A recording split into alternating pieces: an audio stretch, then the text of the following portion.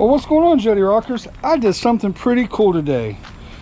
I'm pretty excited about it. This was actually a bucket list thing for me, and I'm actually pretty stoked. I went and did a radio show with my buddy Bill Coppage from Jacked Up Fishing. He had a spot on a radio show and invited me to come along, and it was with the legendary Captain Jim Ross, who has been on the Florida Fishing Insider Fishing Report, and also you may have seen him on a lot of episodes with Blair Wiggins on addictive fishing. So I was actually stoked to meet Jim Ross. He's a legend, so it was pretty cool. Very cool guy. We got along very well, and hopefully we'll have some more shows in the future, and you never know, we may even fish together in the future. So hope you guys enjoy this, and here we go.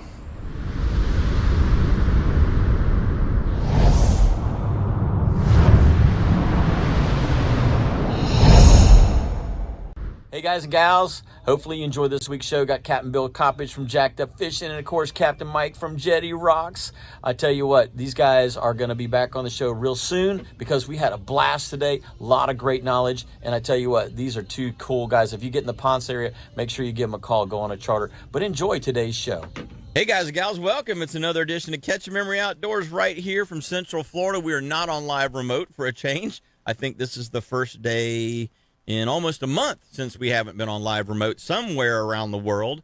So we appreciate you guys and gals tuning in every Saturday right here to Catch a Memory Outdoors. I'm Captain Jim Ross, and we're going to do this thing that we call Catch a Memory for the next 2 hours. So sit back, grab a cup of coffee, and enjoy. If you want to get involved with the show, we would love to hear from you guys and gals.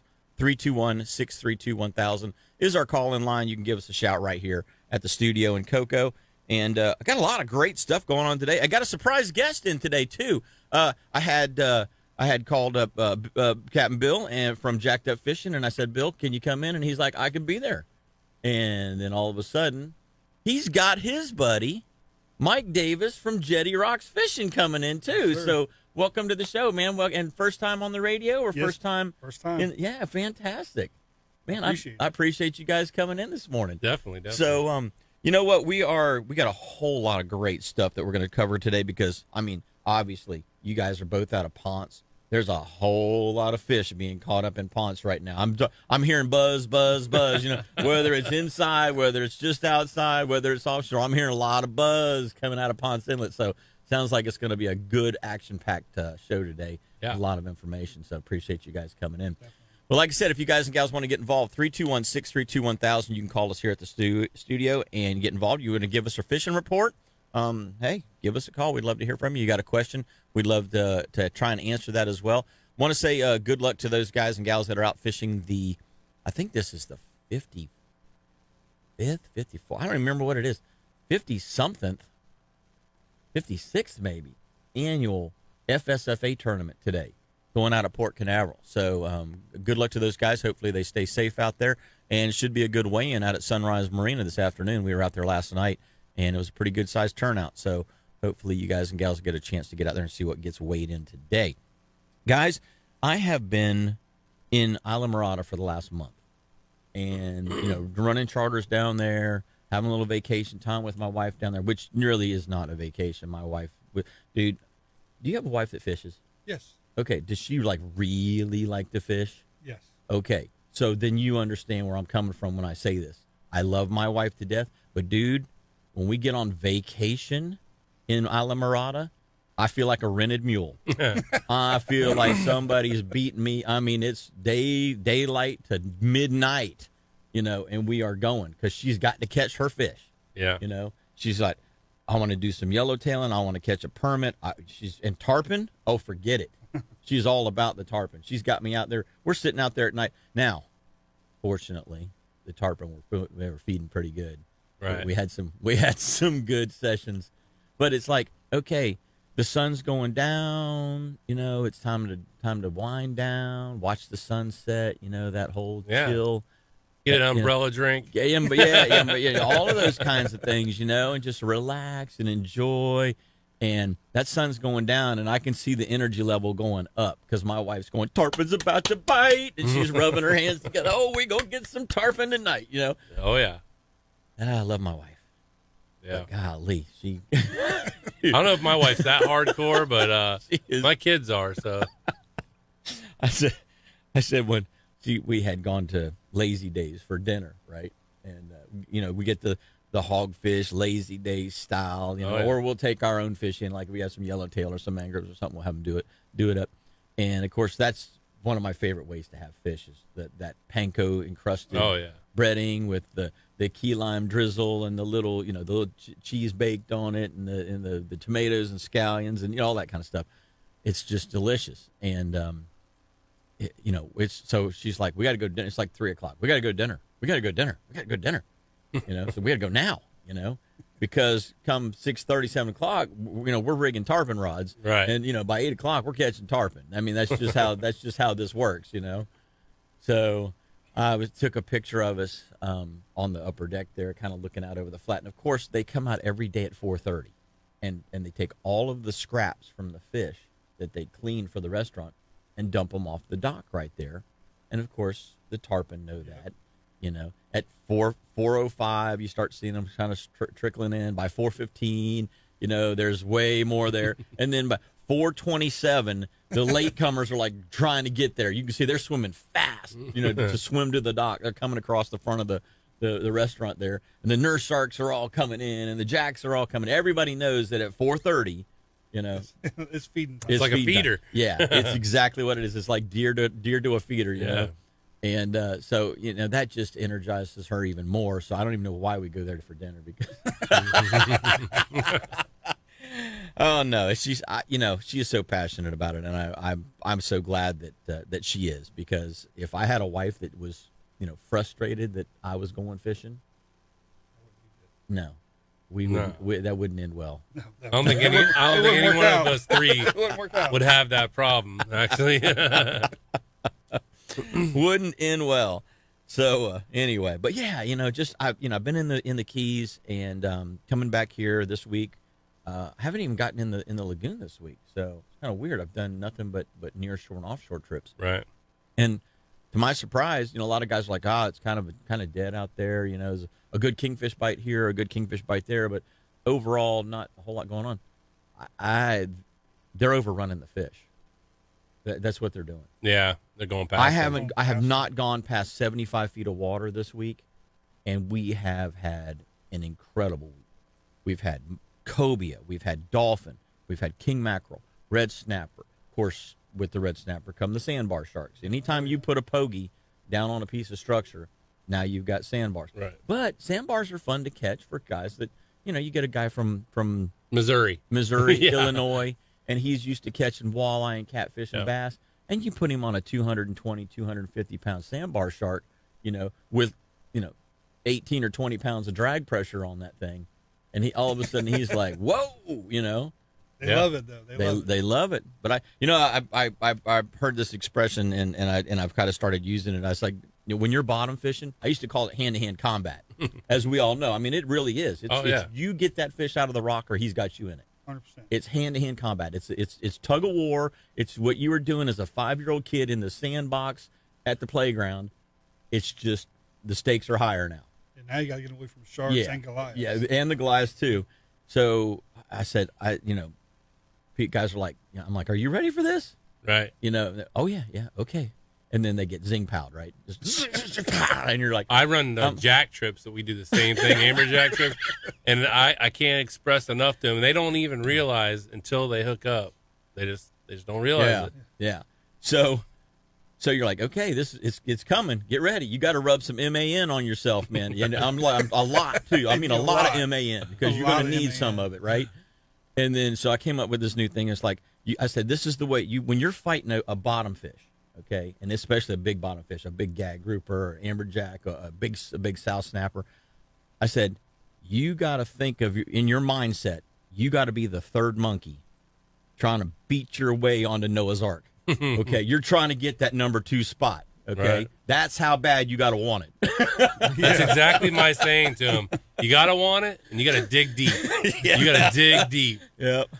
They don't know what you're talking about until they feel it for the first time. Yeah. Then they get an understanding. That's what happens with us I have a 6-hour jack trip I do every now and then.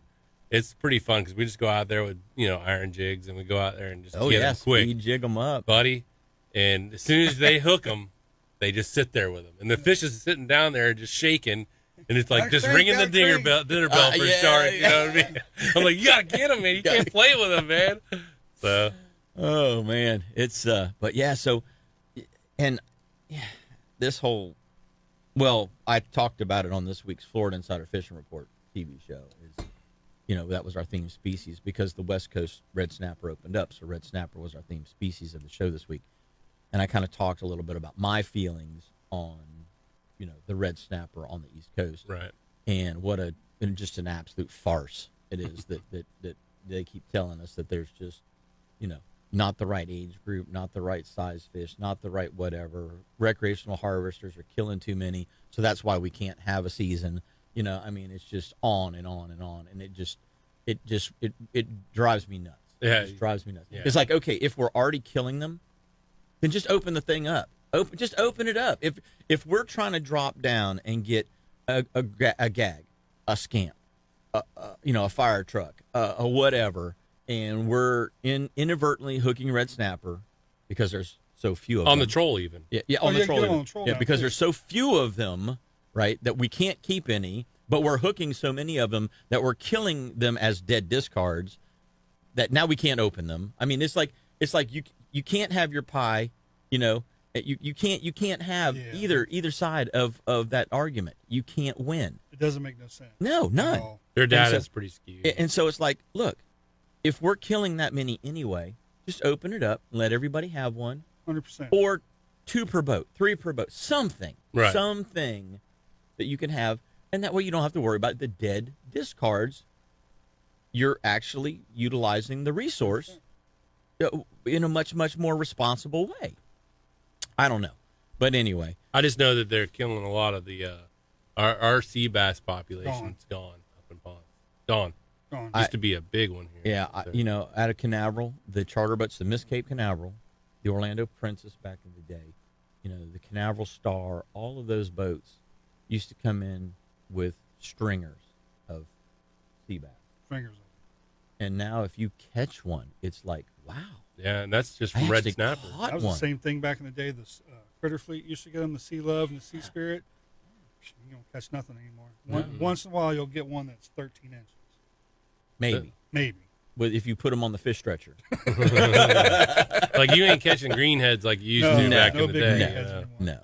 So that's a shame because that's a really, really good eating fish. It truly is. It used to be a staple around here. It was a staple bottom fish. Well, here's what's interesting is I have had a client on the boat this week, and he was not.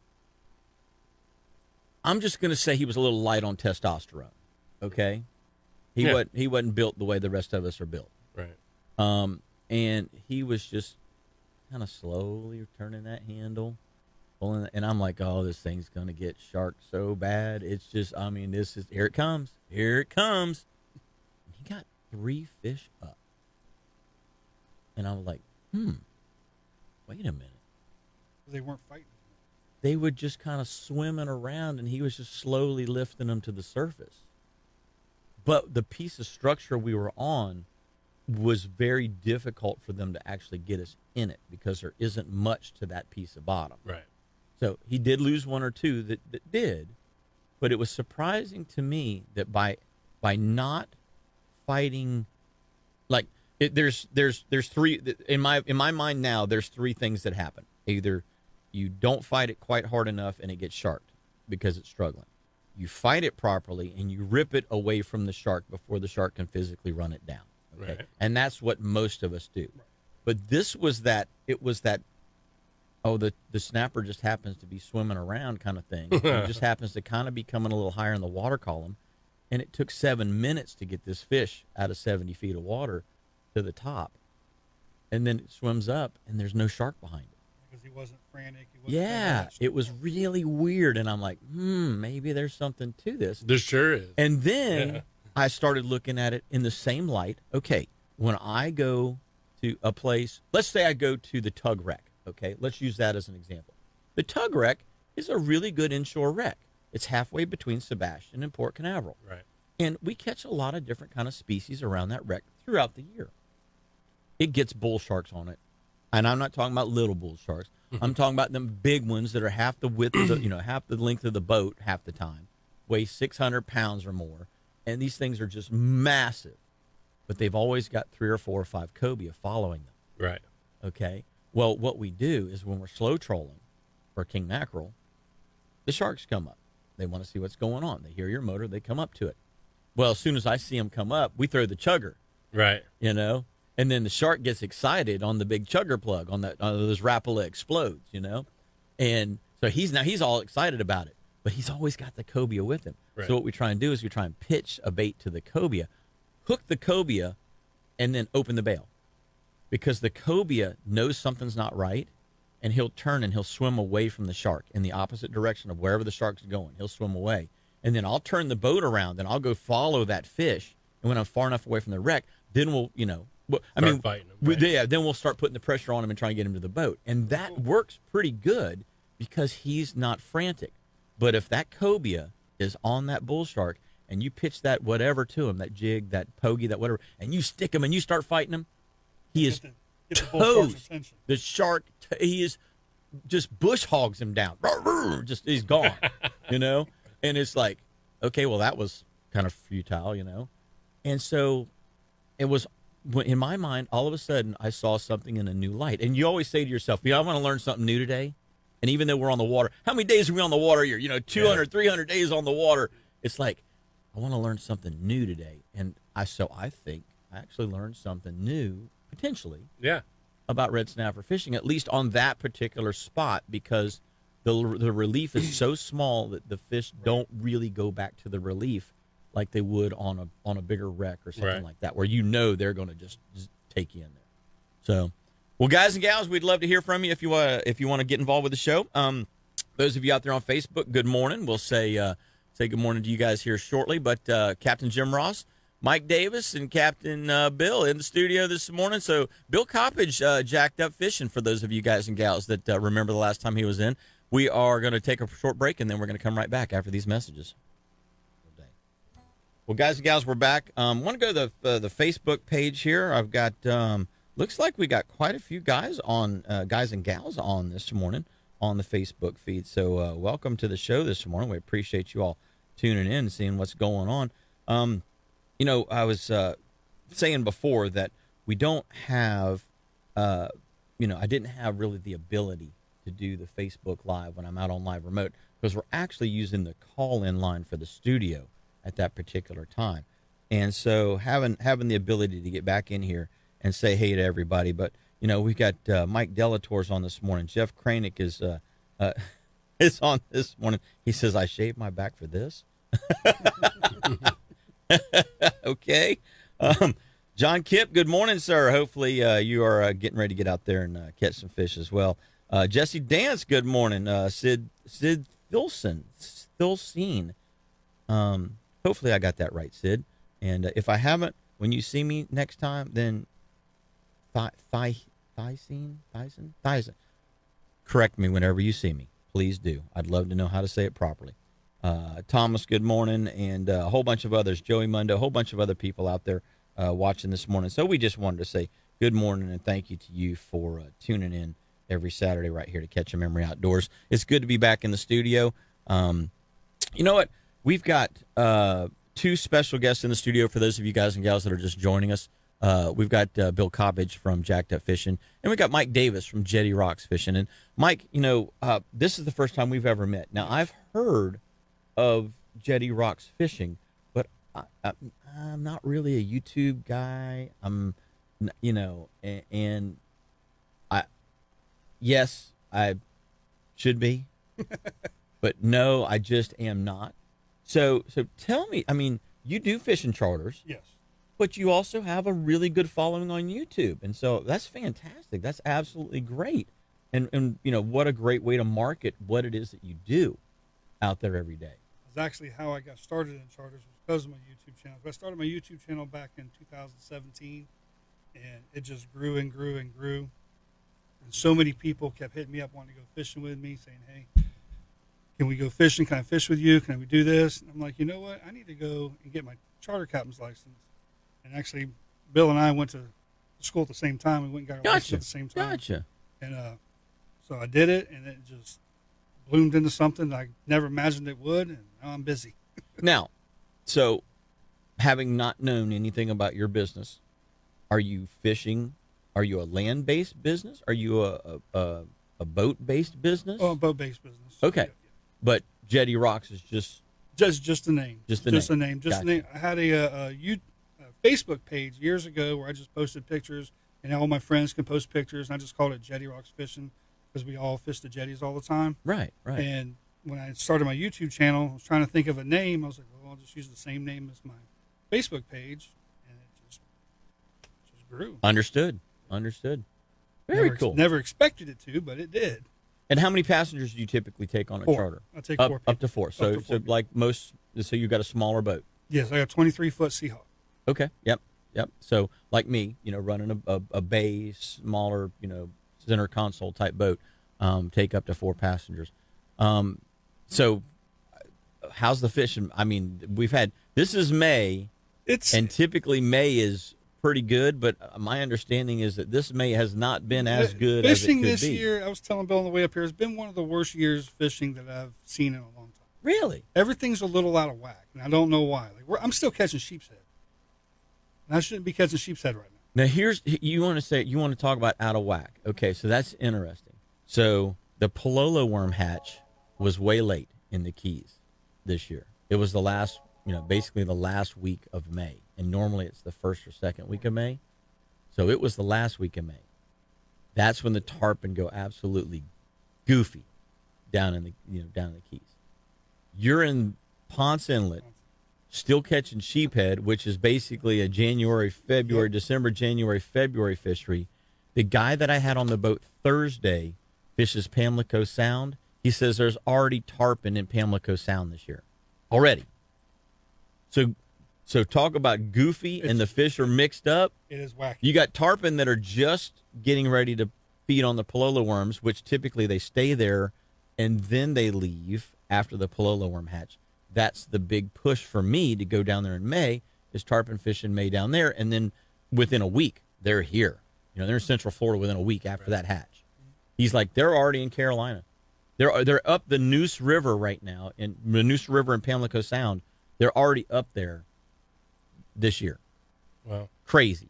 And yet, here you are still catching sheephead. Yeah, it's weird. It's been a very strange year. We got to go to a break real quick. Let's go to a break, and then we're going to take a caller. Okay. Guys and gals, we're going to be right back after this message. We got Captain Mike Mann with the Mosquito Lagoon Report coming up right after this message. Hey, we're going to the phone lines. We got Captain Mike Mann in the phone line this morning. What's going on, Mike? Are you on the Goon today, or are you fishing the beach today? No, sir, I am in the beach today. We want to do some tarpon fishing, and the tides have been so late to get going out that I figure with it being a Saturday, it's going to be ate up with boat traffic. So we decided to come out and run the beach, and our shrimp boats have disappeared. The water temperature's dropped about 5 degrees, so we just found one school of bait fish, and we're kind of easing around looking at the side scan, seeing if I can find some of these tarpon in it.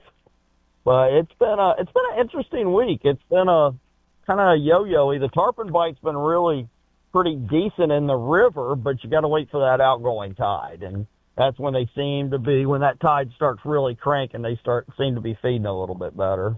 Gotcha. Inside. Gotcha. And then we had shrimp boats at the beginning of the week, and had a few tarpon behind it, and 1 or 2 sharks. But the offshore, the cobia bite has been pretty good, but you got to keep them away from the sharks. Yes. When you finally get that, over 36 inch and you lose them to a shark right behind the boat, it's a little heartbreaking. Yeah, it's we've been dealing with that a little bit down our way as well. A lot of the guys are saying that the cobia are pretty good. I've actually had a really good week on cobia on the couple of trips that I've gone offshore. And, a couple of things that I've figured out with the cobia is if I see a shark or if I feel like there's a shark in the area, of course, it's not hard to tell. I mean, if you see a remora, there's a shark. Yeah. You just plan on it. Yep. When the remora comes up to the back of the boat, the shark's down there. You already know that. It's a given. So what we're doing is we're hooking the fish and then letting them swim off and then chasing them and then trying to reel them up. And don't chase them on your main motor, because if you start your main motor and go after the fish, the shark will follow your motor. Go on them on the trolling motor, and that way you can try and get that fish up a little bit. And we've actually had some pretty good cobia days this week. Surprisingly good, in surprisingly shallow water too.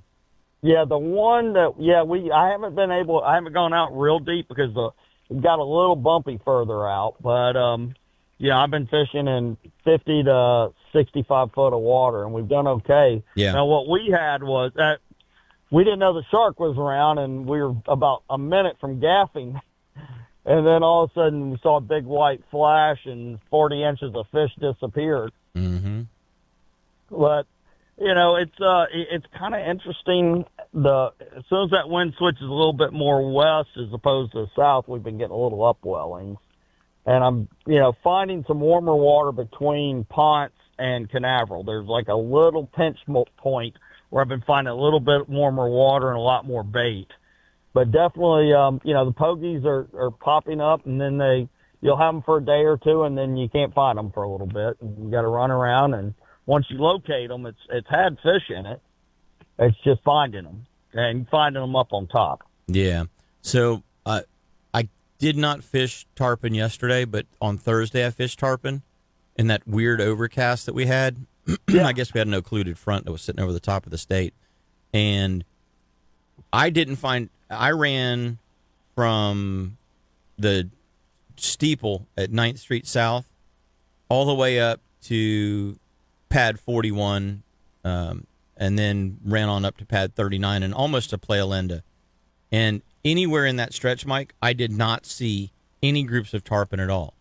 The only thing that I saw was singles and pairs, and I only saw them on my side scan. I only saw 2 tarpon roll all day long that day. Now, whether it was the conditions or I'm not exactly sure what it was, but I did not have any bites at all on the tarpon on Thursday. So I'd like to tell you that there's schools of fish coming up the beach, but everything that I saw was extremely scattered, and they were in the clean water, and that makes it even harder. When they're in that super clean water, they're so hard to get to bite. So I hope that you have better conditions than I had, but I can just tell you that my tarpon fishing on Thursday consisted of burning a whole lot of fuel and hooking no fish. Well, that's no fun. I don't want to hear that. Yeah. Well, so up here Wednesday, I had the day off, and it was the day after my birthday, so I'm like, I'm going tarpon fishing. Wednesday was beautiful. You'd see them roll, and this was in the river up in this, I was fishing in about 3 foot of water. I had some, 30, 40, 50 pounders in there. You'd see one roll, throw the mullet in front of them, and they would eat. And went 2 for 2 by myself, and went offshore on Thursday. And then Friday, we fished inshore, and they had them doing the same thing, but they wouldn't eat. And then once that tide switched and started really going out, they weren't hardly rolling, but I marked a bunch and kind of posted up a little bit up from it. And that's where we got the 2 to eat yesterday. So, nice. It's definitely been a little funky. There's not the numbers of tarpon we've been seeing the last couple of years. And I don't know if they decide to go to the Gulf side this year or if they're just kind of stalling out because, everything seems to be a month or so behind. Well, we were just talking about this a little bit ago. I've got Mike from Jetty Rocks Fishing in here and Captain Bill from Jacked Up Fishing, and we were talking about how kind of strange the bite has been this last month and non-typical. Yeah. I mean, we've still got tarpon in the Keys because the Palolo worm hatch was late. We've got tarpon scattered up and down both coasts. Now, Jeff Hageman, my buddy Jeff Hageman, and Randy Tao are saying that Boca in that area over there has still got a huge group of tarpon. But East Coast, I had a guy on the boat Thursday. We're looking for tarpon for my North Carolina angler on Thursday, and he's telling me that back home in Pamlico Sound, they've already got tarpon showed up this year. So there's something funky going on. Oh, yeah. I don't know. Oh, yeah. And I will say this week they started showing up more in their typical places in the river. The areas I'm normally fishing in May, it's taking almost mid-June for them to get up in there. And starting to see some larger ones in some of the, some of the more typical areas. So it's, I think it's going to happen. I think it's just a little delayed. Well, the one thing that we can definitely say about tarpon fishing is it's always a challenge, and no 2 days are the same. So that's a fact. That's a fact. If you get 2 days they're the same, you a lucky man. Mm-hmm. And as long as they're not 2 days where they're not biting, right? Yeah. 2 days they're not biting. But we're hoping to at least see some. I got one of my regulars from Georgia, so good old Georgia boy and his cousin. See if we can get them hooked up. And things are starting to get a little more active. I'm starting to see the birds getting more and more active. That sun's got a little higher. And that west wind's kind of nice. It's pushed that Saharan dust out. So it's starting to look like it might actually turn into an okay day. Well, you've got a major this morning from about 9:30 to about 11:30, so that should be a pretty good time frame for you to find those fish. Well, Bud, we are getting ready to go to the next break here. How does somebody get a hold of Captain Mike Mann? Yeah, I've got a few days still open in June and a lot open in July. You can give me a call at area code 386-295-5991. You can go right to my website, fatfishguide.com, and book one. You can follow me on Instagram, CAPT, Mike Mann with 2 N's. Guys, get out there and catch a memory. All right, buddy. Appreciate it. You have a great day out there and be safe. Thanks, guys. Catch them up. All righty. Bye now. Mike, we were talking about how May has not been a typical May. And you were saying you were still catching good numbers, not just the occasional sheephead, but you mentioned we're catching sheephead like good, inferring good numbers of sheephead going on at the jetty.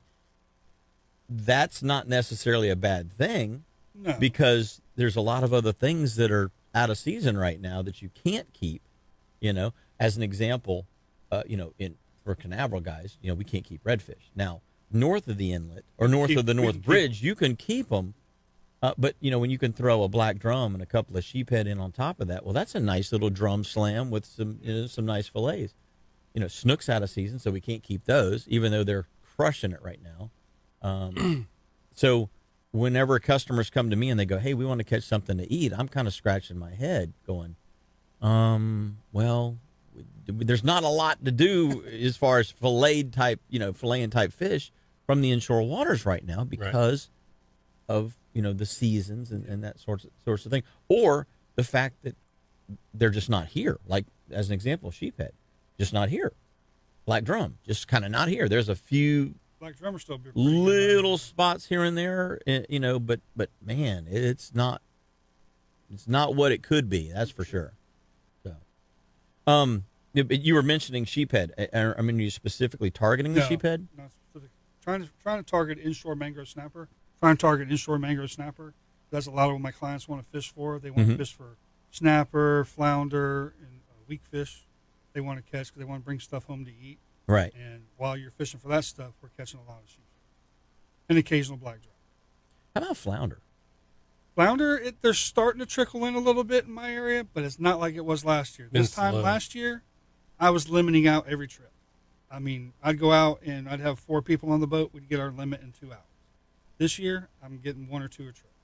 So I don't know what it is, but the last couple of years, Ponce Inlet just seems like it has been a flounder magnet, and we can't hardly catch one. Actually, this year was a little slow. I just built a flounder gigging boat. Did you? I did, and we went out a couple times, got a few, but it wasn't like, it wasn't as good as I anticipated it being. But last year was a real good year. It was slow. Yeah. It's slow this year. So. Yeah. Now, it's interesting. We got a couple of minutes before we go to the next break. You mentioned mangrove snapper, okay? Now, that's one of the species that a lot of people don't really think about whenever they think about going fishing for something to keep and to eat and specifically target. You specifically target trout. You specifically target redfish. You specifically target. So mangrove, they kind of get overlooked. They do. But golly, I have seen some, I'm talking Haas mangrove snapper coming out of that Ponce Inlet and even inside the river in some of those, some of those rockier areas down We've got around them up to even 8 Edgewater and stuff. Up to 18 inches inshore. Yeah. That's a good mango. That's That's chunk. a rare one. That's a good mango. So if a guy is specifically wanting to target mangrove snapper, and he's fishing in that tidally influenced area around Ponce Inlet, both north and south of the inlet, let's talk about. I'm thinking you're probably using a 4,000 size reel. You're not really having to bump up to a 5 or 6. I think a 4. 3 and 4. 3,000, 4,000. What about leader size? I use 15 to 20 pound test. I use about 2 foot leader. Okay. With a 1.5 ounce weight, a 1-aught hook, and I'm usually using shrimp or mud minnows. Gotcha. And if I can get maharas, that's really good. Maharas are like little pinfish. They like them maharas. So here's something that, once again, Bill, this people are like, oh, you must know everything about fishing, because you're a full-time charter captain. Right. We've been fishing our whole lives. I've been chartering full-time 27 years. I learn something new all the time. Okay. So I'm in the Keys this year, and I normally go to the bridge and I take shrimp and we catch mangrove snapper and we get our 5 per person and whatever and blah, blah, blah. We have a great time, and they're pretty good sized fish. Normally they're 12-ish inches on average. They're a good good sized mangrove snapper. Well, I learned something this year. I couldn't get any shrimp a couple of days because the shrimp boats weren't running, but I had pinfish. So I'm like, well, let's just go see if something will eat. And they were little pinfish. I said, let's go see if something will eat them. Okay, so that 4,000 size reel, that got absolutely destroyed. That 15-pound leader got absolutely destroyed, right? So I'm showing up now. We're rolling with the 5,000s with the 30-pound mainline and 40-pound leader and a 4-aught size circle hook and a pinfish and pulling out 4 and 5 pound mangrove snapper. Yeah. Fish that I didn't even realize existed in some of these places that I fished for years. Or if I hooked one, it was like, oh, we got zinc pout. Well, you don't know what it is because you got zinc pout. Right. Oh, maybe it was a jack. Maybe it was a snook. Maybe it was a barracuda. I don't know what it was. Well, now, Mango. big mangrove snapper. So do you ever find yourself in a situation where you have to tackle up because you all of a sudden you got on a big knot of 2 to 4 or even 5 pound mangroves? Especially around bridges, Exactly, around the bridges, yeah. They love bridges. Yeah. And in my area, little caberas get mixed in with them, so little 20 to 25 inch caberas. You got to watch out for them. Oh, too. wow. That's a handful. Yeah. You better gear up with a 6,000 size reel now. 50-pound leader. It's funny you say that, Jim, about learning new things. I went over to the West Coast, and some guy was telling me to use needlefish for snook, and I was like, yeah, and I just kind of blew him off. And one night we caught a couple needlefish, and I threw it. That thing didn't even barely touch the water, and 15-pound snook sitting on it, crushing it. It was dirty. And then I'm out there trying to catch needlefish. You ever tried just to cast that needlefish? They're not easy. No. They're not easy. It's like trying to catch a gar. They're hard, they're rock solid jawbone. Man, you can't hardly get a hook. Spent hours catching 5 needlefish. Yeah. 5 fish, 5 snook. Well, what's interesting is when I was very young, my grandfather used to use a Boone needlefish plug. Right. And we would go fishing at night or very first thing in the morning, and the size of the trout that he used to catch on that Boone needlefish plug was shocking. Because I'm thinking, the Boone needlefish plug is about the same size as the average trout that I'm catching as a child, right. Or even now, it's 7 inches long or whatever, right. 7 to 10 inches. You're like, there's no way that a trout is going to eat this thing. Well, the right trout will eat that thing. Yeah. Well, you use them choice croakers. You use them choice croakers. Big croakers. People look at you like you're crazy, and you throw them out there, and them trout just slurp Back them in the down. day, him and I used to catch some really good trout in ponds. Yeah. Double digits. So Bill, what's his name? Captain Bill, and he has a brother. He's an older fella. He used to fish around Edgewater, Oak Hill a lot. Fishers. Bill Fisher. Bill Fisher. And his Bill brother. Fisher. Oh, Bill and Bob. Yeah, Bill and Bob. Yeah. I'm real good friends with Bob. Okay, so those two guys, back in the day when I first started running the Redfish Tour, I ran into those guys and we got to chatting and this and that, and I became friends over the years. And he's showing me pictures of these 30-inch trout. Yeah. And I'm like, dude. I've fished with And I'm five not many talking times. about just one or two. I'm talking about a lot Yeah. of 30-inch trout pictures, right? And he's like, dude, they're eating the croakers. And I'm like, croakers? Where do you even get it? You know, once again, your learning curve. Yeah. You know, if you fish a certain way, if you fish in 2 feet of water with a soft plastic jerkbait, chasing tailing redfish your entire life, you don't see a croaker that's out in 4 or 5 feet of water, and you don't see a 30-inch trout that can eat that croaker. You know, you see that 30-inch trout once in a while, but Right. he's always going away because he's well aware of the fact that you're on the flat well before he'll know where you're on the flat before you even know you're on the flat half the time. You know, I mean, that's how smart those big trout can be. But he was catching these big trout on croakers, and I'm just going, that is absolutely amazing. And, you know, you don't ask a guy, where's your spot or anything like that. You just know he's in a certain piece of water, and he's finding that size fish, so you know they're there. Yeah. And, but yeah, it's interesting you guys mentioned a big croaker for big trout. Yeah. That's cool. Well, guys and gals, we're going to take our next break. When we come back, we got a whole lot more Catch Your Memory. If you're interested, give us a call, 321-632-1000. We'd love to hear from you. Captain Bill Coppage and Mike Davis, Captain Mike Davis, in the studio with me this morning.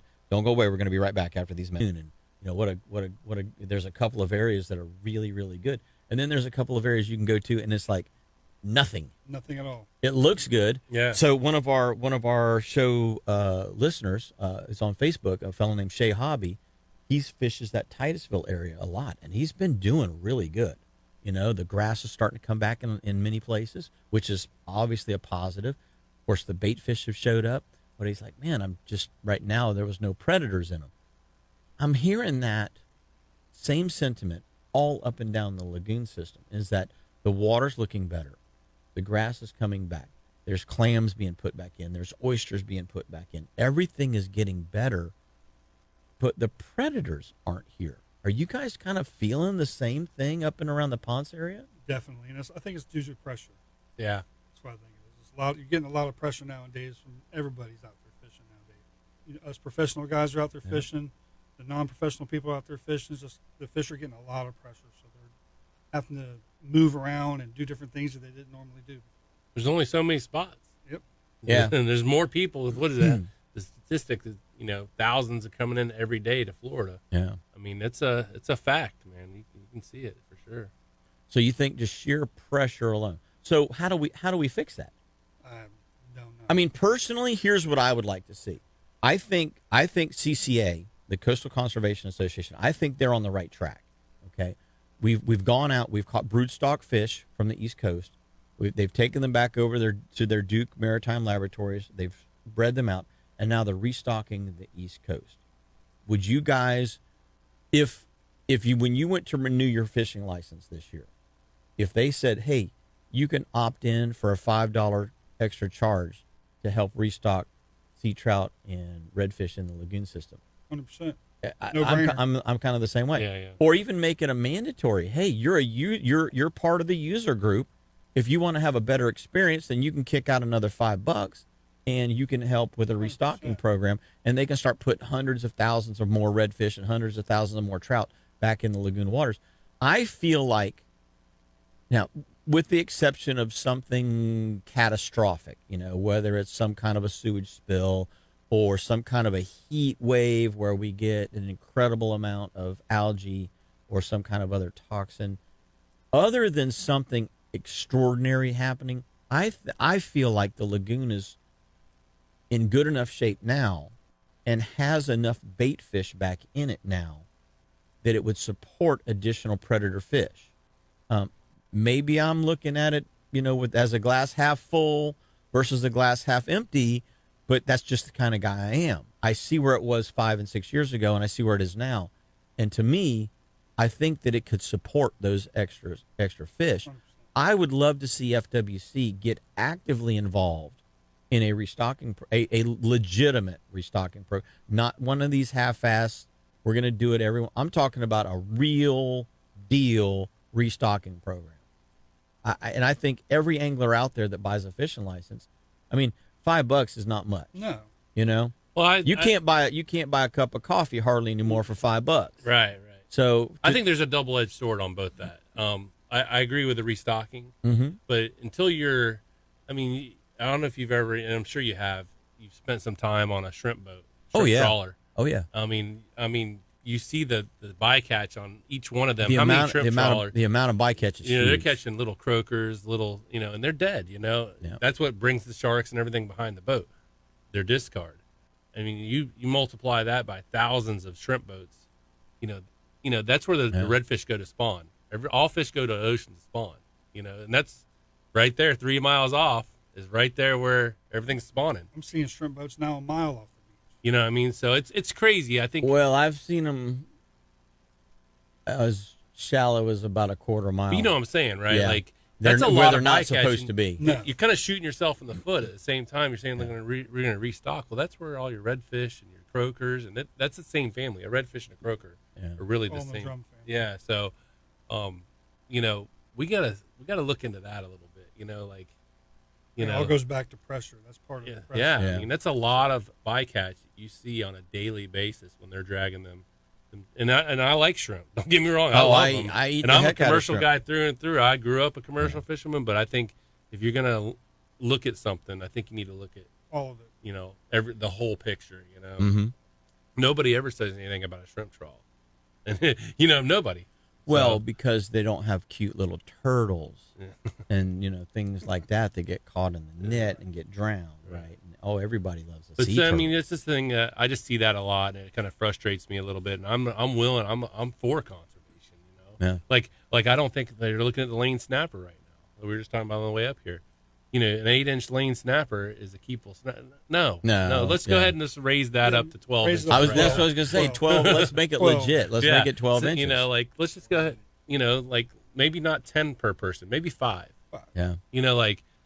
Let's do some stuff like that. Well, see, that's where guys that are on the water really need to be in charge of making the rules. Yeah. So the FWC needs to have a pool of anglers that they're using as a database, as a reference base, not just arbitrarily making up. Because not national marine fisheries notwithstanding, Florida itself has a long way to go on conserving things. I mean, we're allowed to keep 1 snook or 2 trout. That I think that's fine. But to be able to, like you say, keep 10 lane lanes. snapper that are 8 inches or 9 inches long, it's a little silly. Yeah. It's a little silly. So I agree so with yes. the 12 to 14 inch for the flounder. I agree with that. Perfect. Yeah, that's great. Well, a 12-inch flounder, you don't get 2 sides off of it. Correct. At 15, 16 inches, now you get 2 sides off of that fish. So you get a better yield. You're utilizing that fish in a better way. And look at dolphin. I mean, it's top of the hour, but we brought a dolphin in yesterday, 27 inches at the fork. That thing was so full of roe. That cow was so full of roe at 27 inches that it was about to burst. Wow. I thought she had a flying fish in her because she was that fat. But you look at it and you're like, man, there's 100,000 more dolphin that we just put on the fillet table as opposed to being out in the ocean again. So do we leave it at 20 inches or do we take it up a 20-inch little dolphin. higher? I kind of look at a 20-inch dolphin and I'm like, you can barely get a sandwich enough for a sandwich. I mean, 20 2 feet. slices of Wonder Bread and then a 20-inch dolphin and, you can barely cover the bread. Right. I mean, so maybe we should take it to 30 inches. I don't know. Yeah. I don't know. It's a double-edged sword. Yeah. Really. Yeah. Because everybody likes dolphin. And yesterday my customer came home with a nice dolphin. We've had a good dolphin season this year. Yeah. But man, you're right. I think we could adjust and tweak just a little bit. So, well, guys and gals, we are well over our top of the hour break, so we're going to come back right after these messages. Don't go away. We got a whole other hour of Catch Your Memory Outdoors with Captain Bill Coppage, Captain Mike Davis, and myself, Jim Ross, after these messages, so don't. Welcome back. We got a whole other hour of Catch Your Memory Outdoors right here at Coco Studio. We're back in the studio today, and it's the first time in quite some time we haven't been on a live remote somewhere. So if you guys and gals actually want to give us a call, we can take calls today. I'm kind of surprised that the phone hasn't lit up a little more than what it has. 321-632-1000 is our call-in line, and you can get us right here. Captain Bill Coppage from Jacked Up Fishing is with me this morning. For those of you that are just joining the show, welcome aboard. We appreciate you tuning in. And my new buddy, Captain Mike Davis from Jetty Rocks Fishing is in here as well. Guys, I appreciate you bringing him. It was a nice surprise this morning. Have you guys come in. So we were talking about conservation and how do we change, things so that the fishing gets better. Obviously, the way I look at it, I understand what FWC says you can keep or National Marine Fisheries says you can keep. I get all that. But I also look at it and I go, okay, I don't freeze fish. Okay, I just don't. That's not, if there's a piece of frozen fish in my refrigerator, either I couldn't get a hold of a friend or I just ran out of time from cooking it when it was fresh. Because from catch to icebox to fillet table to dinner table, you got 6 days.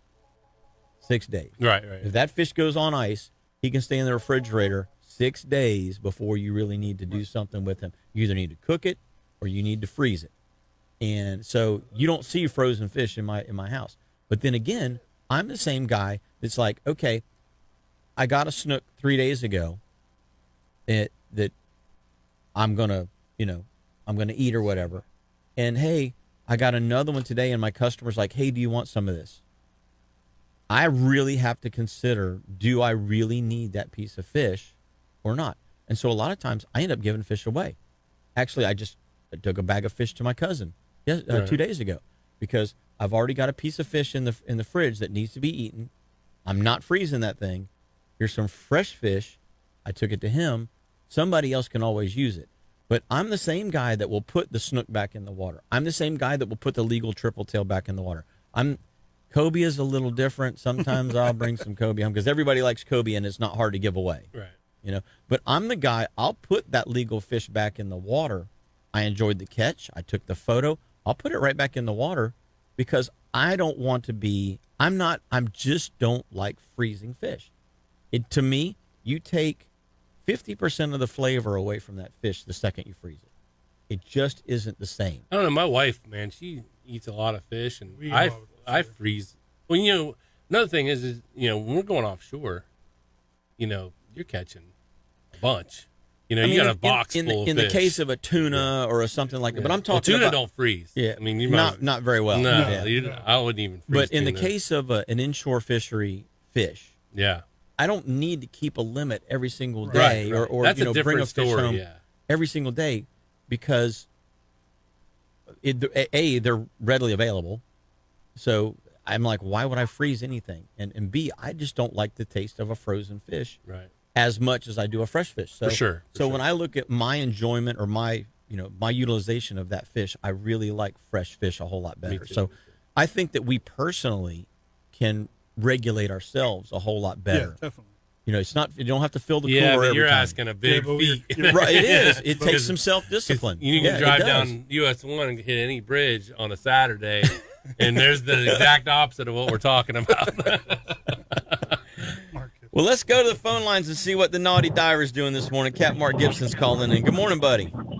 Good morning, guys. Good morning. I totally agree with you about putting the legal fish back in water. Yeah. But mine is the cooler water. The cooler water, huh? Yeah. On some ice. That's right. What's going on, guys? I see Morning, you got Mark. my buddy Jetty Rocks in there. Jetty Rocks is in the house today. Jacked Up Fishing is in the house today. It's a full house today, brother. Full house today. What a good show, then. What a good show. Now we're driving up to the ATL to see some grandbabies. Had a little trip in the river yesterday. It was I did the nearshore stuff. Caught one flounder, very first drop. Thought I'd hit the mother load, and never caught another fish. It was a struggle yesterday. Man, you went from being on the X to being a zero. Man, I'm telling you, the very first drop. You think you landed right on them. And Mike knows where I was talking about. We went out there the other day, but I don't know. The water wasn't cold, but nobody was catching fish yesterday. It was real weird. Huh. Well, it happens. It happens. It happens. Hey, you took Don Petrucci out the other day, didn't you? No, Petrucci called and canceled on me. Had some stuff to do with his mom, I guess. Right. I'm kind of glad because, after he goes down there and goes fishing with Jim Ross and then comes up here and we can't catch a fish in Daytona right now. It's kind of weird. Hey, Mikey, I went out to Site 5 yesterday, though. I tell you what, bro, the red snapper were all over the place. That's good to know. I got a trip tomorrow. Yeah, man, I'll tell you what. I'll give you a call later on, tell you where I found them. They was in one little corner, but yeah, man, it's been a struggle. I saw that they opened up the red snapper season, so I know you guys are excited about that, huh? Well, I immediately blocked off those days so nobody can book them. I got them open if anybody wants to go. I got them open too. I mean, it's gonna cost you if I got to get offshore, though. You know, you're gonna have to. Pay So me a what couple you're dollars. saying is if you're going fishing on the Naughty Diver on Red Snapper Day, it's $700 per person. It's gonna cost you a couple dollars. I promise you. But I'm open to it. It's just, well, you know, like yesterday, those red snapper were all over the place. But they've probably seen everything in the world thrown at them, so they were real picky. I went down in line size, and you know what that does. Yep. You know, yeah, they started eating it and taking it to the bottom and breaking it off. But anyway, look, I'll let you guys get back at it. Me and the wife here are going to slide into Buc-ee's and juice up here and then head on up to Atlanta and see the family and be back in a couple of days. But I just wanted to give you guys a call in and see what Have a good trip, brother. Hey, man, two things. Get yourself a brisket sandwich, and remember, they make ice fresh daily at Buc-ee's. What? Every day. Hey, when they show up at the boat ramp with the big cooler and say we need to fill it, Buc-ee's got the best deal on ice. 20 pounds for $2. All right, brother. Thanks for the call. How does somebody get a hold of you if they want to jump on board? Just Facebook or Google Naughty Dive, and then just 386-214-1477. All right. You make sure Christy right, keeps guys, you straight now. I'll call you later, Mike. Good talking to you. Hi, buddy. See All you right. guys. Bye now. That's a good dude right there. Very good. Lot of fun with him. No, you know that whole thing about freezing fish. If you've got a fish that's too big, obviously, Right.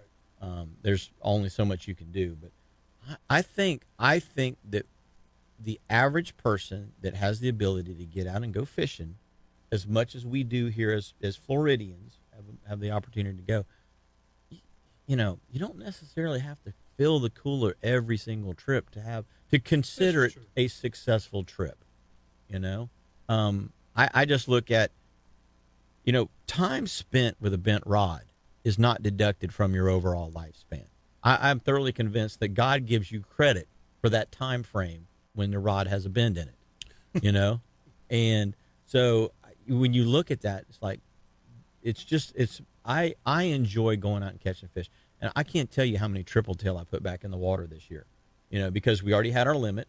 Bite was good, but we would just keep catching them, whatever. Or we didn't have our limit. The customer didn't want to keep the fish. I already had one from the day before, and it's like, we're just going to put this one back. Two things happen then, okay? One, I'm restocking. I mean, when you think about it, Yeah. I'm restocking the fishery on a small basis, but I'm still helping the fishery so that fish that's out there and potentially going to spawn can.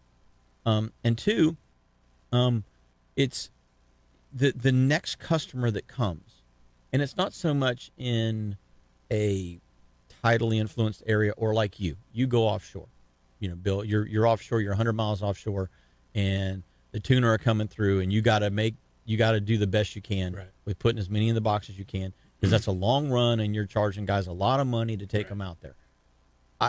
This isn't a hard, fast set rule. I'm talking about the guy that's got the flats boat or the bay boat, and he's out there. He doesn't need to load the cooler every single weekend. Well, you know, that's a good point you make, actually, because I was just thinking that when you're inshore and you catch that big trophy fish, that's his home. That's his home. That's his home. He's not going take anywhere. 2 or 3 from that spot's changed forever. Done. You know, like, and I've seen that. Me and him have fished a long time in our area in spots that we used to catch fish on the daily, and we kept them. Because we didn't know. And then They're you go back decimated. there. Yeah, Decimated. you go back there, and you're like, well, where'd all the fish go? We used to catch them here all the time. Right. That's inshore. That's an inshore rule. Yeah. Put them back, because them big breeders. I have seen, there's 2 guys, and I don't know who they are. I've seen 2 guys in MIMS, okay? And they were doing a couple of things illegal. And every time I saw them, I would call FWC on them. First of all, they would walk across the train track, okay? That's illegal. You cannot walk. You cannot cross a train track except at a designated crossing with crossing guards. Okay, so you can't physically walk across a train track. And they have a guy that actually patrols the East Coast Railway. Okay, he used to be an FWC officer. Now he works for the railroad. They would cross illegally, way far away from anywhere where there was an actual crossing point. They would slip down through the mangroves, through the woods. They would wade out. They would catch a bull redfish or two each, and they would take them home. And these are 40-inch fish, okay? So they're doing a couple of things illegal. First of all, they're keeping an oversized fish. They're keeping past their possession limit. They're crossing a railroad track illegally. So there's three things right there that they could be cited for. But I watched these guys on two different schools of fish consistently be out there afternoon after afternoon after afternoon and decimate two schools of fish that used to have 150, maybe 120 in one school and about 150 fish in the other. I watched them over the course of a year decimate both of those schools so that those schools are gone, and no redfish have returned to that area in 4 or 5 years. Yep. Because they took one or two fish each every single time they came out there. Oh, yeah. And it's like, what are you doing with all of this? First of all, redfish that size really aren't the best eating thing in the world. And second of all, what are you doing with two 40-inch fish every day? You can't possibly be eating that much fish. And so so once again, self-regulation. Yeah.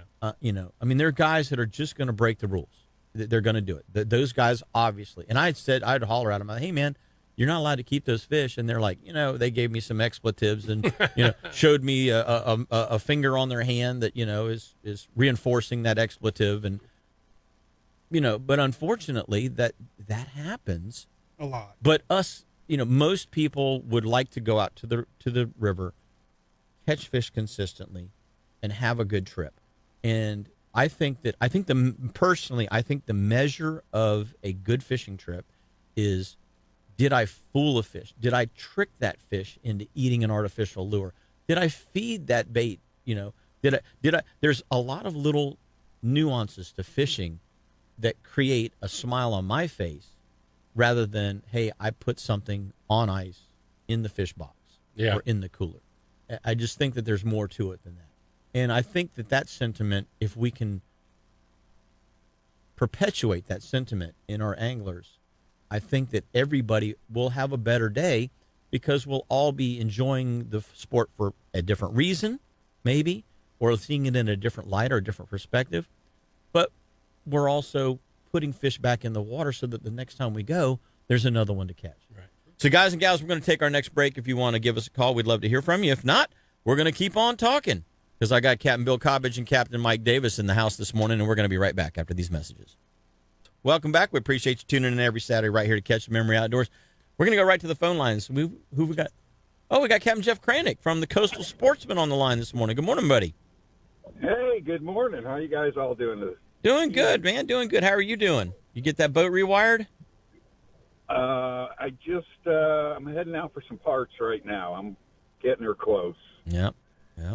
I could never be in business doing stuff to a boat because I would make no money because I'm never happy with it. I get that. So what's going on in Jeff's world? I wanted to follow up on, taking or releasing fish. And I don't want to bash on the new residents that are moving down here and retiring, but, I grew up on Lake Erie up near Sandusky and Putin Bay Island and stuff like that. I came down when I was 21. And keeping fish versus releasing them, obviously is a mindset. And when I moved down here, I didn't know any better. I kept a lot of fish, stuff I shouldn't have kept. And to give you an example, the commercial or the charter fleet out of Vermilion, Ohio, some of these guys run 3-4 hour trips a day. Right. In season, yeah. And walleye, perch, smallmouth bass, and that whole mentality is moving down here. And they're going to have to change something. I just did a post and announced a meeting the other day on Facebook. It's happening, I believe, up in Cocoa Beach or Daytona. They're looking at sea trout now, what they're going to do with the sea trout. And I see more regulations coming our way. We got 23 million people, and we're still growing. I just don't think maybe if the flats, without the red tide and without the brown tide here and the algae blooms, I just don't think our habitat is going to be able to withstand a lot of this, fill the cooler up mentality. It's just, if we weren't dealing with, like I said, the red tides and stuff, maybe, but we're in bad shape right now. Things are getting better, but well, one of the things that we've been kicking around for years as guides, as inshore guides, the guide community, the John Lulays, the Troy Perez's, the Jonathan Mosses, the Richard Bradleys, all of these guys that are inshore guides, that are out there day in and day out. We have talked a long time about, do we need to have a catch and release area within the Indian River, Banana River, Mosquito Lagoon complex? And obviously we do have a pretty good sized recharge zone in the northern Banana River with the manatee sanctuary that we can no longer fish. But honestly, what FWC did with redfish from, New Smyrna all the way to St. Lucie, when you look at trying to rebuild a stock, that size of a zone makes a whole lot more sense than even saying, oh, well, let's just make Mosquito Lagoon or the northern Indian River a catch and release only zone. Because those fish migrate. They move from one place to another. They're not stationary all of the year. They'll migrate a little bit south. They'll migrate a little bit north. As we're seeing right now, we're seeing tarpon move through the lagoon system. We're seeing the big trout are starting to move from Vero and Fort Pierce. They're moving up through Melbourne and then all the way up into the New Smyrna area. So those fish need a break at some point. And like to your point, Mike, you were saying that they're seeing so much pressure now from not only just charter captains, but also from recreational anglers in general. They're constantly under pressure. And so to build in a closed season or something to that effect, where they're an elongated closed season where they only are catch and release, that does seem to make a little bit more sense in some cases. However, I look at the opposite side of that, and we've now had redfish off limits from New Smyrna to St. Lucie for going on 2 years. Are there more redfish in that part of the lagoon now than there was 2 years ago? I'm not necessarily convinced that there are. And so, I don't think they are. without factual numbers, but just from perception, just you and I going out and going fishing, I'm saying that we're catching the same number of redfish today that we were 2 years ago. Now, does the water look better? Yeah. Is there more grass? Yeah. Is there tons of bait? Yeah. But is the number of predators there that we're looking for? And so that's where I kind of fall back to that enhancement thing, saying that not only are they off limits, but we also need to enhance the fishery with a restocking program in some way to build it back to what we would like to see it at. Yeah, we used to have back in the day. I mean, I remember you would follow 4 or 5 schools back in the this lagoon. It was like no big deal. Now, if you don't fish daily, you don't know where that one school is. And really, it's not even a school anymore. It's more a pod. Right. It's a pod of 40 redfish. It's not a school of 140. Right. Or one of the first trips I ever took in my own personal boat, when I bought a John boat. I put it in the back of my little Mazda pickup truck, okay? And I took it up and I threw it out of the back of the truck at Biolab, and I bolted my little 5-horse on it, and I drove across to Cucumber Island. And I got on Cucumber Bar, and I started working my way north, and there was redfish everywhere, everywhere. And I got all the way up to White Sands in Pardon Slough, and there's a school of 400 fish You don't see that. in there. 400 solid, at least. I mean, it was a quarter acre in size. Yep. It was giant. There was multiple schools like that. And multiple schools like that. You don't see those numbers anymore. And yes, we've had habitat degradation. And yes, we've had increased pressure. But I still think that for the number of people that we're trying to put on the water or trying to get on the water that have moved here, like Jeff says, everybody's moving here because it's the desirable place to live. We need to do more to help this fishery. And so I think a restocking program or just an all-out catch and release period in this zone on every species would benefit, would help benefit. But I think personally restocking is the best possible option because it immediately puts fresh blood into the system. Yeah. I don't know. That's just me. I know two things. One, I've been fortunate enough over the years to sit on several FWC committees, and when you talk about bringing up closures or reduced limits, their biggest concern is the people that count on the fish as protein for part of their diet. I totally disagree with that particular mindset because I don't see anybody sitting on the riverbank trying to catch a fish so that they can survive. I do not see that.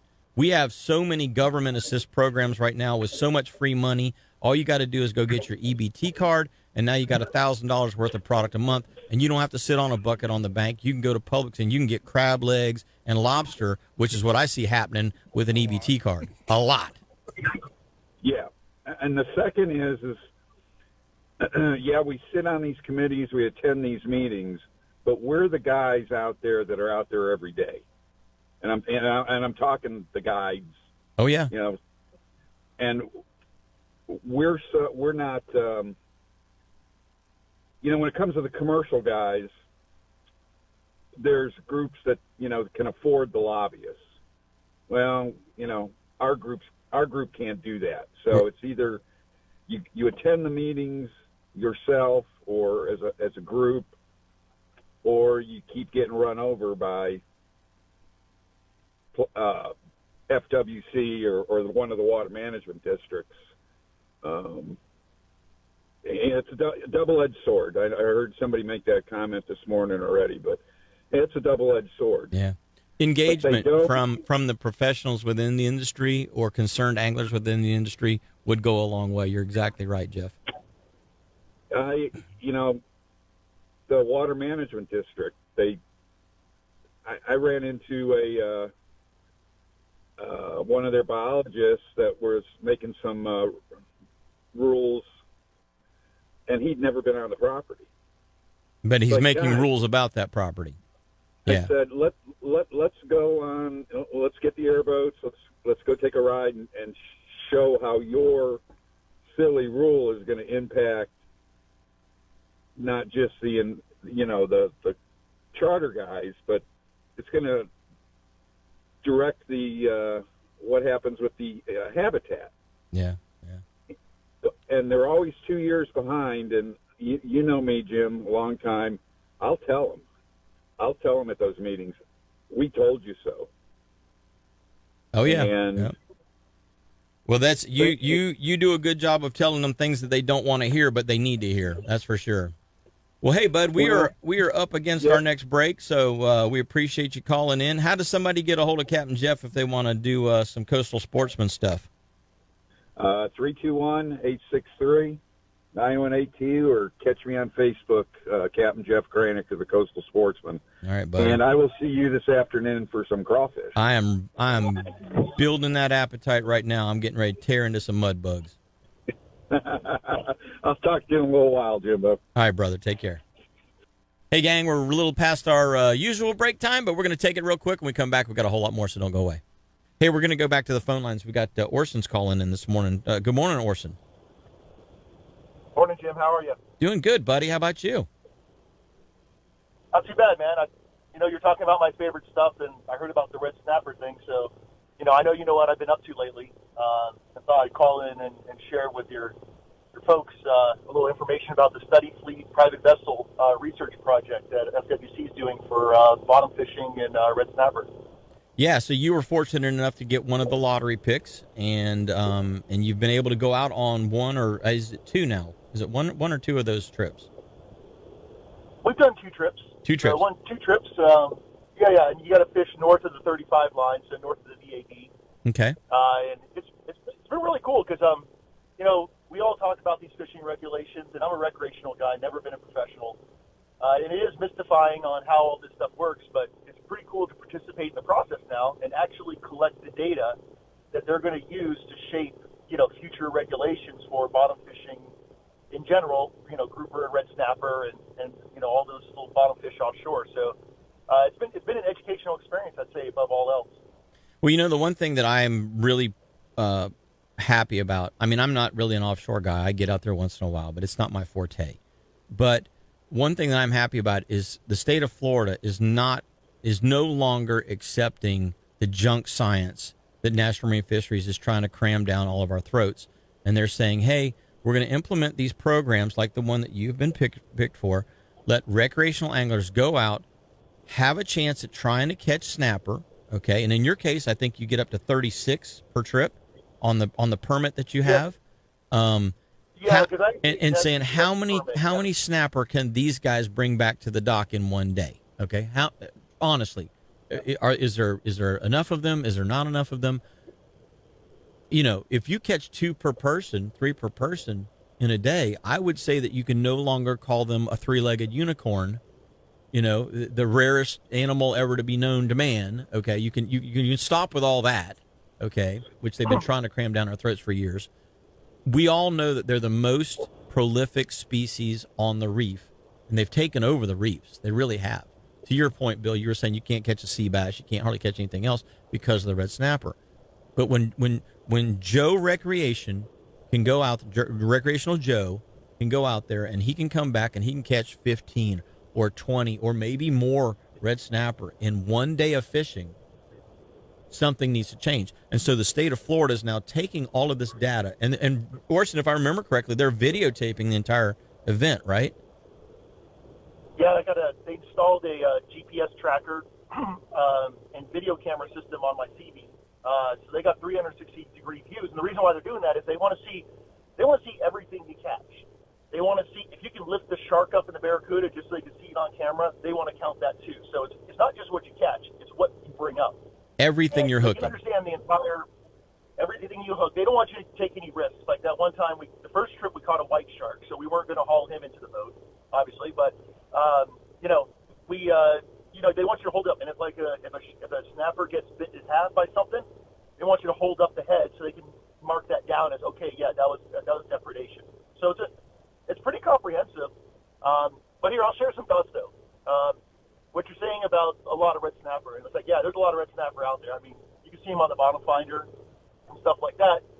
My only thought is that they're concentrated in certain areas, right? They like a certain bottom, right? Yes. They're not just out there on the mud flats of Cape Canaveral.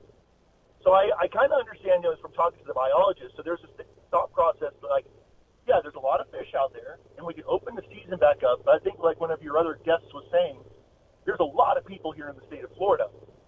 People know where the red snapper are. Even if you can keep 2 or 3 fish, everyone goes to those same spots. It's not a secret. You can buy chips for your bottom finder and stuff like that.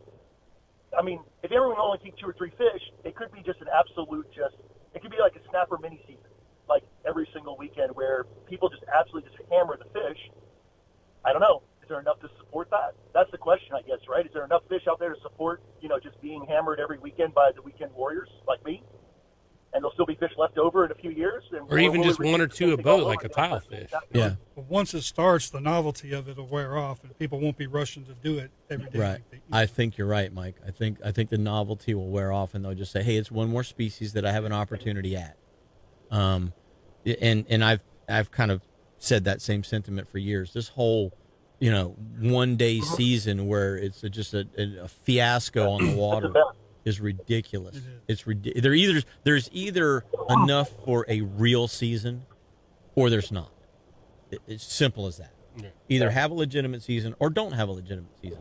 But to your point, catching those fish and showing everything that's caught during the trip, that gives you a better idea of, okay, we're catching. And I was talking with Greg Rapp about this. I had him on the show a couple of months ago, and because he's had some of these permits that he's gone out and fished, and he's saying that they're catching like 22 to 25 red snapper for every grouper.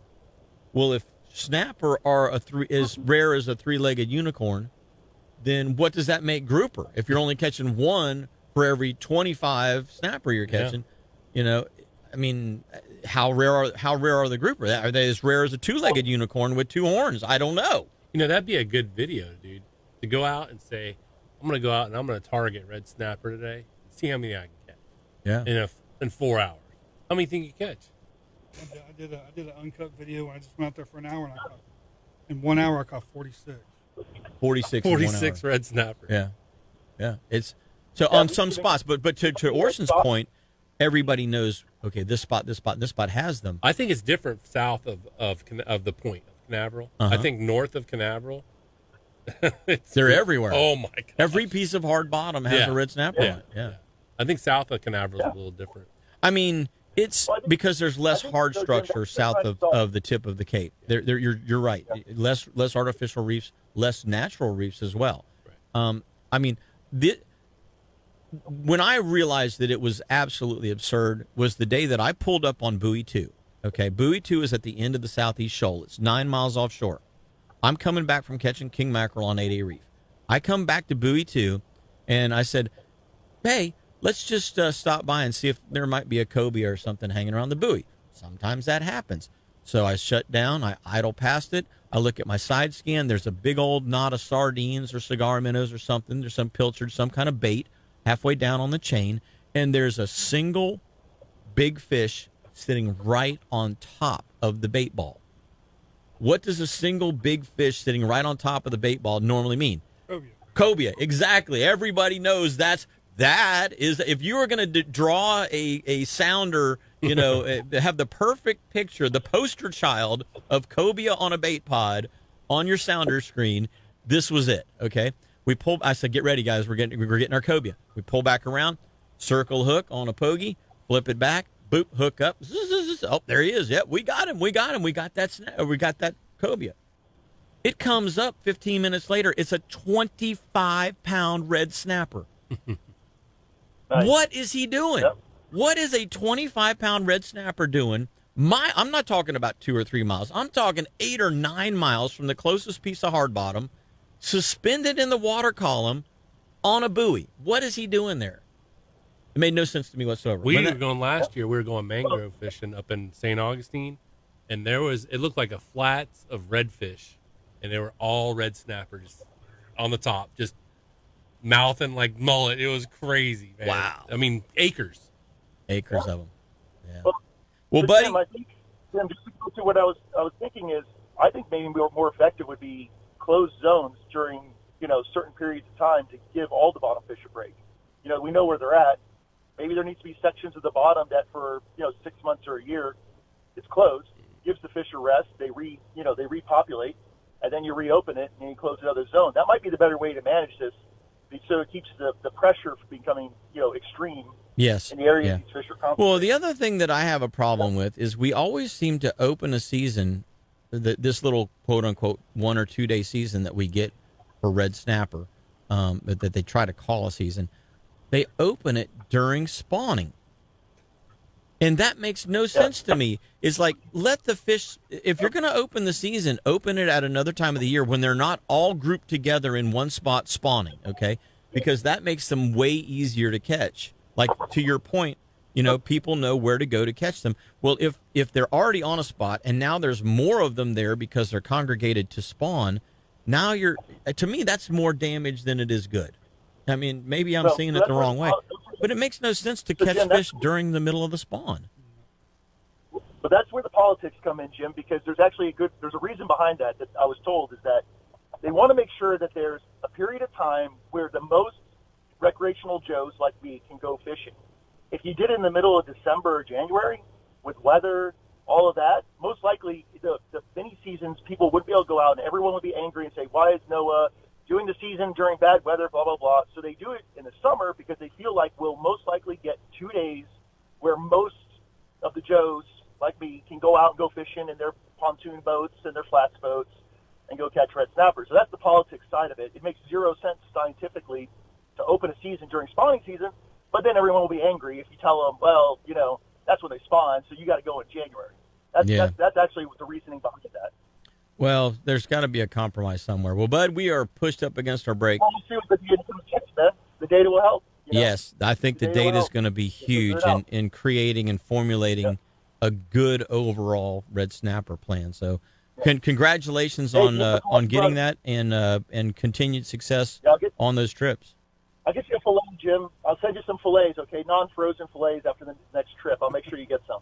Man, I knew I liked you for a certain reason. Thank you so much, Orson. All right, man. Take care. All right, buddy. You take care. Guys, we're going to take our last break of the day. When we come back, we've got a little bit left before the wrap-up, so don't go away. More Catch Your Memory after these messages. Appreciate you tuning in every Saturday. This segment of the show is brought to you by Strike Zone. Make sure you stop down at Strike Zone in Melbourne. Get all the cool stuff that you need from Strike Zone. You know, there's just the little things that you don't really think about, but you can pick up at Strike Zone. One of those little rod butt cushion things, or little cush butt things, or, you know, little rod belt of some kind, you know, things you don't think about a lot of times. Other things you don't, hook sharpeners. Yeah. I use my hook sharpener every day, but a lot of guys, I'll pull it out and I'll start sharpening the hook, and they're like, what are you doing? And I'm like, well, you just had it stuck in the rock or in the reef, and we're going to make sure that the point is still good on it. So, you know, a little couple of swipes across the point, boom. Little things like that are things that you can find at Strike Zone. So it doesn't necessarily have to be that brand new rod and reel combo, although they've got tons of those too. But think about the little things that you can't get at your regular store. Strike Zone's got all that stuff in stock, so check them out down there. And tell them you heard about it right here on Catch a Memory. I also want to do the catch conditions real quick. Boating and fishing conditions from Ponce Inlet to Sebastian Inlet. Today it looks like it's going to be gorgeous. West wind 5 knots, southeast 5 to 10 in the afternoon. Seas are 1 to 2 feet with a dominant period of around 4-ish seconds. The swell's a little bit longer than that. It's a little closer to 8 seconds. The Ponce buoy this morning was 78 degrees. It was 1 foot at 9 seconds there. The 4-mile buoy out of Canaveral was 77 degrees, 1 foot at 4 seconds there. The 20-mile buoy out of Canaveral was 78 degrees and 2 feet at 4 seconds there. And then the 6-mile weather buoy out of Fort Pierce, 77 degrees and 1 foot at 8 seconds. So you can see a couple of the ones there around Canaveral were kind of reading the wind chop, and the other two on the northern and southern end were kind of reading the swell more so than they were the wind chop. Western edge of the Gulf Stream is about 39 to 40 nautical miles out of Ponce. It's about 28 out of Canaveral and about 21 out of Sebastian. So it has moved in just a little bit from what it was. Current surf temps, Ponce is 79 degrees, Cocoa Beach 78 degrees, and Sebastian 78 degrees. And the tides look like this. We've got a low tide coming up at Canaveral at 11:39 and a high this evening at 6:16 p.m. And then the Sebastian Inlet tides, we've got a low at 12:06 p.m. and a high at 6:23 p.m. And the Soul Lunar tables, which are the best times to hunt and fish, presented by All About Archery down in Melbourne. For those of you guys that may be going to check out your deer, your deer stand, but not shooting deer, getting that fat piggy out of there, who's eating all your corn up this time of the year, which mine are loaded, and I need to get up there and do. It needs to become apocalypse up at my place. Is what needs to be. Man, every time I get a ding notification, it's another hog standing around my feeder. So I need to get up there and do some trimming, if you know what I mean. Yeah, got to thin it back. But major this morning 9:28 to 11:28, and then a minor this afternoon at 4:49 to 5:49. You know, it's speaking about hogs real quick, and we'll just touch on this. My cousin Roger put a feeder out, and he put this little, it's like a bump feeder. He put a piece of PVC tube, and he staked it down into the ground and drilled a couple of holes in it. He takes the end cap of it off, pours a whole sack of corn in it, and then screws the end cap back on it. And that's like 4-inch PVC, right? Those hogs have made a daggum crop circle around that stakeout point. I mean, they have worn it. It was weeds and grass. They have worn it all the way to, it is dirt. They push that thing around and push that thing around. It is so funny. And they come to the clearing because he's got a camera on it. They come to the clearing. They look left. They look right. and they sprint straight to the corn, and they start pushing that little PVC, tube around Right. and knocking the corn out of it. It is the funniest thing. You can sit there and watch them for hours. It's pretty cool. Pretty cool. Yeah. Well, speaking of things to watch, I mean, we haven't really hardly touched on it, but you've got a huge YouTube following. We touched on it at the beginning. You got over 100,000 people that follow you on YouTube, Mike. Yes, it is. 173,000 right now. And what inspired you to just say, hey, I'm going to make my own YouTube channel? Honestly, I just did it just to make videos for my family so we could watch it, just so my kids could watch it when we get older. Maybe I pass away. They have something to go back and just look at the videos. Hey, that was my dad. Yeah, and that's how it started out. And then all of a sudden, it just grew. Never expected it to. I didn't go into YouTube to be a YouTuber or to make money at YouTube. It was just strictly to do that for my family, and it just exploded. That's cool. That's very cool. Success story, even though you weren't trying to be a success story. Yeah, man, he's got a big following. It's pretty impressive. Yeah, and I mean, you've got a good YouTube channel too. Yeah, so one of our mutual friends, John Sorensen, introduced me to you because he follows you on YouTube. Right. At Jacked Up Fishing. Right. Yeah, it's been good. This year's been a little rough. We sold the big boat. We had the Sea Hunter. I got a 31T Cape Horn. We're rebuilding it, and we're doing that. And then I had brain surgery, so we're just coming back from all that. But I'm getting back in the swing of things. Actually got some videos coming out here soon. Get back on the horse, Yeah. And, you were talking earlier about the tuna bite and how many people are taking advantage of running their boats across and catching tuna now. Yeah. But it's been a really good bite here the last 3 or 4 weeks. Some of the biggest fish I've seen out of this area that were weighed in at that East Side Roundup this year. Yeah. I think the winner was 133 pounds, which is giant, a monster off our coast. And there was a lot of big fish caught over 100 pounds this year, which is very rare.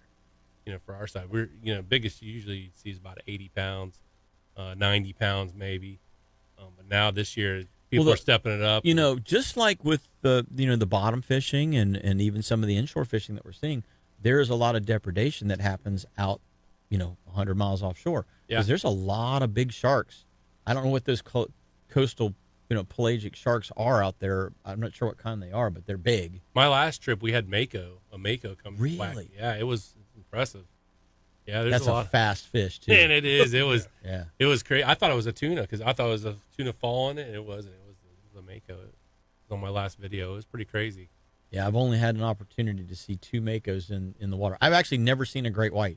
All these guys are like, oh, it's great white this, great white that. I've never seen a great white, but I've seen 2 makos, and wow. Yeah. When you talk about a force of nature, let me tell you something, man. Those things are apex predators to the nth degree. They are impressive to see in the water. For sure. Just crazy stuff. Well, are we out of time? Can we extend this another hour? Come on, man. Our producer's saying we got to shut this down. Mike, thank you so much for coming in. Definitely going to have you guys back in.